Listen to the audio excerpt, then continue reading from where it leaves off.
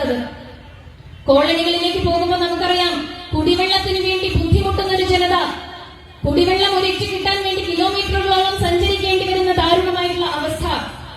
നമ്മുടെ ഭാരതത്തിന്റെ ആസാദി കാ അമൃത് മഹോത്സവം ആരംഭിക്കുന്ന വേളയിൽ പ്രധാനമന്ത്രി പറയുകയുണ്ടായി, സ്വാതന്ത്ര്യം ലഭിച്ചു 75 വർഷം പിന്നിട്ടപ്പോഴും നമ്മുടെ ഭാരതത്തില് ഇന്നും ഒരിറ്റ് കുടിവെള്ളത്തിന് വേണ്ടി കയ്യിൽ കുടവുമായിട്ട് ആ വെള്ളത്തിന്റെ വണ്ടി വരുന്നത് വരെ കാത്തു കെട്ടി നമ്മുടെ അമ്മമാര് നിൽക്കുന്നുണ്ടെങ്കിൽ നമ്മുടെ ഭാരതത്തിന് സ്വാതന്ത്ര്യം ലഭിച്ചു 75 വർഷം പിന്നിട്ടു എന്ന് പറയുന്നത് നമുക്ക് അപമാനമാണ്. ആ കാഴ്ച ഇനി ഭാരതത്തിൽ പാടില്ല എന്നുള്ള ഉത്തമ ബോധ്യത്തിന്റെ അടിസ്ഥാനത്തിൽ രൂപീകരിച്ച പദ്ധതിയാണ് പ്രധാനമന്ത്രി ജൽജീവൻ മിഷൻ. ആ പദ്ധതിയിലൂടെ ഭാരതത്തിലുടനീളം പല സംസ്ഥാനങ്ങളിലും പൂർണ്ണമായിട്ടും എല്ലാ വീടുകളിലേക്കും കുടിവെള്ളം എത്തിച്ചപ്പോഴും നമ്മുടെ പഞ്ചായത്തിൽ മാത്രം ഇന്നും കുടിവെള്ളം എത്താത്ത നിരവധി വീടുകളുണ്ട് എന്ന് പറയുമ്പോൾ എന്തിനാണ് ഇവിടെ ഒരു ഭരണപക്ഷം എന്നാണ് ഞങ്ങൾ ചോദിക്കുന്നത്. പ്രതിപക്ഷ സ്ഥാനം അലങ്കരിച്ചുകൊണ്ട് മിണ്ടാപ്പൂച്ചകളെ പോലെ ഇരിക്കുന്ന ഒരു വർഗവുമുണ്ട് നമ്മുടെ ഈ സമൂഹത്തില്. രണ്ടുപേരും കൂടെ തുല്യമായിട്ട് ഇവിടെ വരുന്ന കോടികൾ മുക്കുകയാണ് എന്നാണ് ഭാരതീയ ജനതാ പാർട്ടി പറയുന്നത്. അത്തരത്തിൽ നിങ്ങൾക്ക് മുക്കിയെടുക്കുവാൻ വേണ്ടിയിട്ടല്ല കേന്ദ്രത്തിൽ നിന്നും പദ്ധതികൾ വരുന്നത്. കോടിക്കണക്കിന് രൂപ നമ്മുടെ പഞ്ചായത്തിലേക്ക് വന്നിട്ടുണ്ടെങ്കിൽ ആ കോടികളുടെ മറുപടി ഈ വരുന്ന തിരഞ്ഞെടുപ്പില് നിങ്ങൾ പറയേണ്ടി വരും.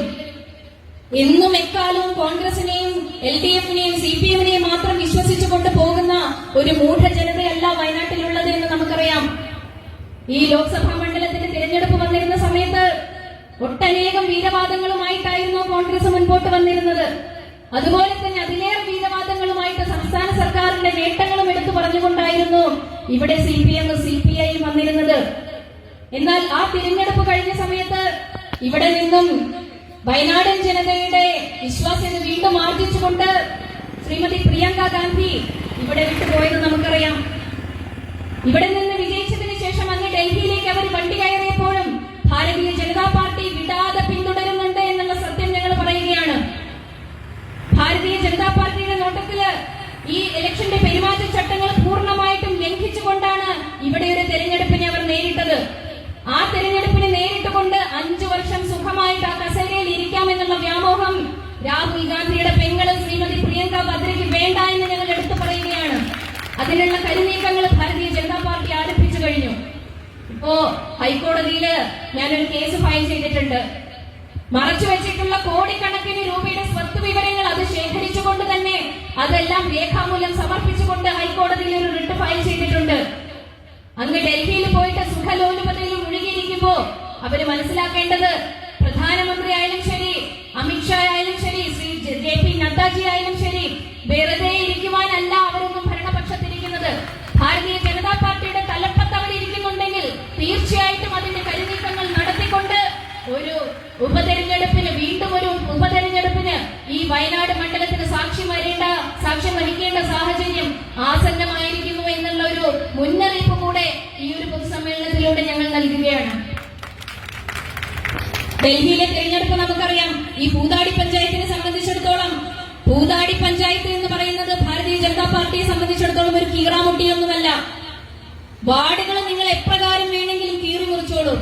നമുക്കറിയാം ഓരോ പ്രദേശത്തും ഭാരതീയ ജനതാ പാർട്ടിക്ക് അനുഭവപൂർണമായിട്ടുള്ള ഒരു പ്രവർത്തനം നടക്കുന്ന മേഖലകളുണ്ടെങ്കിൽ തദ്ദേശ സ്വയംഭരണ സ്ഥാപനങ്ങളുടെ തിരഞ്ഞെടുപ്പില് ഓരോ വിഭജനം വരുന്നു എന്ന പേരില് 22 വാർഡാണുള്ളതെങ്കിൽ അതിൽ ഒരു വാർഡ് കൂട്ടിച്ചേർത്തുകൊണ്ട് 23 വാർഡാക്കി മാറ്റുകയും ഭാരതീയ ജനതാ പാർട്ടിക്ക് അനുകൂലമാണ് എന്ന് നിങ്ങൾ വിശ്വസിക്കുന്ന വാർഡുകൾ മുഴുവൻ മുറിച്ചു കീറുകയും ചെയ്തിട്ടുണ്ടെങ്കിൽ നിങ്ങൾ ആ പേടി അത് ഭാരതീയ ജനതാ പാർട്ടിയെ ഭയക്കുമോ എന്നുള്ളതിന്റെ തെളിവ് തന്നെയാണ്.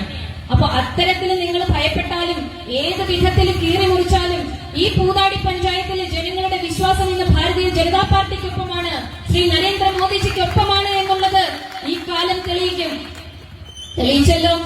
അങ്ങ് ഡൽഹിയിൽ കുറ്റിച്ചൂലുകൊണ്ട് അടിച്ചുവാരി ആം ആദ്മി പാർട്ടിയെ മാറ്റി ശുദ്ധി വരുത്തിക്കൊണ്ടിരുന്ന ഭാരതീയ ജനതാ പാർട്ടി ഡൽഹി ഭരിക്കുകയാണ്. ഭാരതത്തിന്റെ തലസ്ഥാനത്ത് വീണ്ടും ഭാരതീയ ജനതാ പാർട്ടിയുടെ താമരകൾ വിരിഞ്ഞിരിക്കുകയാണ്. തീർന്നില്ല. നാരീശക്തി, സ്ത്രീ ശാക്തീകരണം എന്ന് പറഞ്ഞുകൊണ്ട് കഴിഞ്ഞ 10-12 വർഷമായിട്ട് ശ്രീ നരേന്ദ്രമോദിജി നമ്മുടെ സംസ്ഥാനത്തിലുടനീളം നടക്കുന്നുണ്ടെങ്കിൽ ആ സ്ത്രീ ശാക്തീകരണം എന്താണെന്നും നാരീശക്തി എന്താണെന്നും ഇന്ന് ഡൽഹിയിൽ തെളിയിച്ചിരിക്കുകയാണ്. ഏറെ അഭിമാനത്തോടു കൂടെ തന്നെയാണ് ഞാനിത് പറയുന്നത്. മഹിളാ മോർച്ചയുടെ ദേശീയ ഉപാധ്യക്ഷയായിരുന്ന ശ്രീമതി രേഖ ഗുപ്താജി ഇന്ന് ഡൽഹിയുടെ മുഖ്യമന്ത്രിയായിട്ട് മാറിയിരിക്കുകയാണ്.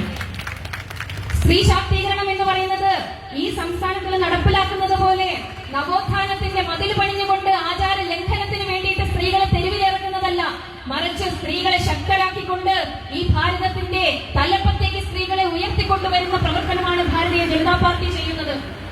അതുകൊണ്ട് തന്നെയാണ് ഈ ഭാരതത്തിലുടനീളം സ്ത്രീജനങ്ങള് പൂർണ്ണമായിട്ടും ഭാരതീയ ജനതാ പാർട്ടിയെ വിശ്വസിച്ചുകൊണ്ട് ഞങ്ങൾക്കൊപ്പം നിന്നുകൊണ്ട് ഇന്ന് ഭാരതത്തിന്റെ മുക്കിലും മൂലയിലും വിജയ പതാക പാറിപ്പറത്തിക്കൊണ്ട് ഭാരതീയ ജനതാ പാർട്ടി മുന്നേറുന്നത്.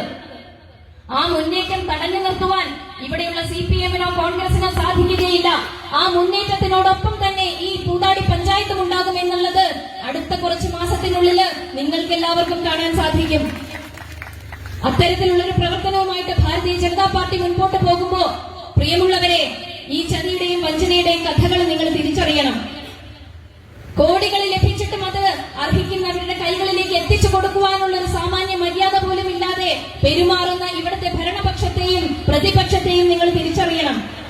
നിങ്ങൾക്ക് അവകാശപ്പെട്ടിരിക്കുന്ന ഫണ്ട് അത് ചില്ലറയായാലും ശരി, കോടികളായാലും ശരി, അത് നേടിയെടുക്കുവാനുള്ള ആർജവം നിങ്ങൾ കാണിക്കണം.